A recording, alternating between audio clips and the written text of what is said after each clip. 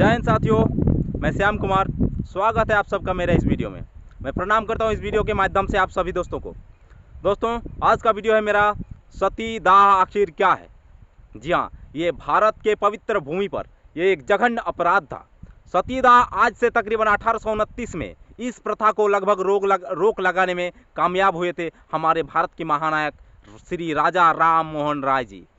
मैं बड़ा ही दुखद महसूस करता हूं कभी कभी कि ऐसे महानायकों का नाम कभी कभार ही उल्लेख होता है, शायद कहीं कहीं जो हमारे भारत के राष्ट्र दिवस होता है उन राष्ट्र दिवसों में इनका नाम नहीं उल्लेख होता है।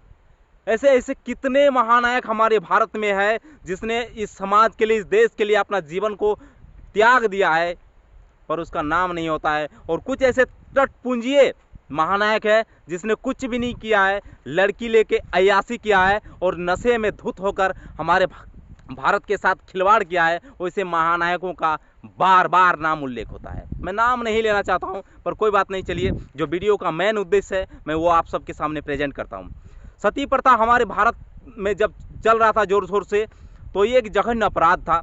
आखिर सती प्रथा है क्या, बहुत सारे आज के दोस्तों को पता नहीं है, बहुत सारे लोगों को पता नहीं है। जो पहले पढ़े लिख रहे थे उसको तो पता है, लेकिन अभी स्कूल में जाके जाओ तो क्या होता है, अंडा और खिचड़ी देके भारत सरकार ने ये सिस्टम बना दिया। मैं भारत सरकार की तो नाम नहीं ले सकता हूँ, झारखंड में रहता हूँ, तो चलिए झारखंड की बात करता हूँ। अभी खिचड़ी अंडा देकर भारत के जो बच्चे होते हैं उनके माइंड में सारे खिचड़ी पका दिए हैं। पढ़ाई के नाम पर अय्यासी होता है स्कूल और कॉलेजों में, तो इसमें उनको कहाँ से जानकारी मिलेगा। बहुत सारे ऐसे नालायक बच्चे होते हैं हमारे समाज के, जिनको अगर दिन भर में एक बार भी किताब या कॉपी में लिखने की जरूरत ना पड़े तो उनके लिए बहुत ही खुशी की बात है। और कुछ लोग बच्चे ऐसे होते हैं जिनको थोड़ा जिम्मेदारी होती है तो वो पढ़ते हैं, अपने मन से कितना भी पढ़े पर वो कुछ नहीं होता। आजकल स्कूल कॉलेज जाओ तो डर नहीं होते बच्चों के, और हम लोग जब जा रहे थे तो हम लोग को डर था।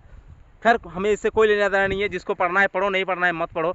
तो जो मेन उद्देश्य है मेरा वीडियो का वो स्टार्ट करता हूँ। सती प्रथा यानी जब किसी परिवार से किसी पुरुष का, विवाहिता पुरुष का मृत्यु कोई कारणवश अगर हो गया तो उनके साथ साथ यानी उनकी पत्नी की भी समझो मृत्यु हो गया। उनकी पत्नी तो जिंदा रहता है मगर उनका भी मान लो मृत्यु हो गया। यदि किसी पुरुष का मृत्यु हो गया तो उनको जलाने के लिए जब शमशान ले जाते थे तो उनके साथ साथ उनकी पत्नी को भी शमशान में जिंदा उसी के शव में जला दिया जाता था। इसी को कहता है सतीदाह, यानी जो पुरुष मर गया तो उस औरत का कोई काम नहीं था। उस समय ये जघन्य अपराध जोर शोर से चल रहा था। लेकिन इस जोर शोर से चलने वाले महान एक मान के चलिए कि क्या मैं शब्द दूं इन चीज़ का, एक जघन्य अपराध जो था जोर शोर से चल रहा था, इस जघन्य अपराध को रोक लगाने के लिए हमारे भारत के महानायक श्री राजा राम मोहन राय जी ने रोक लगाने पर कामयाब हुए। उसने ब्राह्मण समाज में वो जन्म लिए थे। 1772 में उनका जन्म हुआ था और उसने प्राथमिक शिक्षा जो है, शुरुआत की शिक्षा पटना में, कई भाषाओं में उसने शिक्षा ग्रहण किया है। मैं उन महानायक के बारे में ज़्यादा कुछ जानता नहीं हूँ इसलिए मैं जो जानता हूँ उसके बारे में बता रहा हूँ। उसने जब एक बार कोई काम से विदेश के लिए गया था और उस विदेश जाने के बाद उसके घर में एक घटना घटता है, यानी उसके भाई की किसी कारणवश मृत्यु हो जाता है। मृत्यु हो जाने के बाद वो जब उसको खबर मिला, जब तक वो आते तब तक वो घटना पार हो चुका था उसके सामने।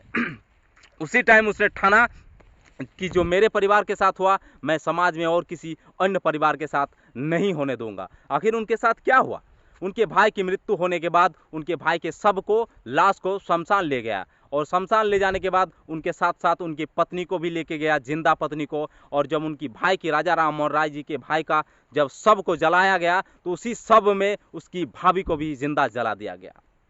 दोस्तों, एक जिंदा इंसान को, मुर्दा इंसान जले तो कोई बात नहीं, चलिए ये तो अलग बात है, उसमें कोई ज़्यादा समस्या क्रिएट नहीं होगा। लेकिन जब एक जिंदा इंसान को आप आग में झोंक दोगे तो वो जो जलेगा और जलन के बाद जो उसके शरीर में पीड़ा होगा और पीड़ा से जो चीख निकलेगा मुंह से, समझो उसके आसपास जो लोग रहेंगे कैसे उस पीड़ा को सहन कर पाएंगे। इसलिए उस समय क्या होता था आँख में आंसू आ रहा है इस सब चीज़ को बोलने के लिए।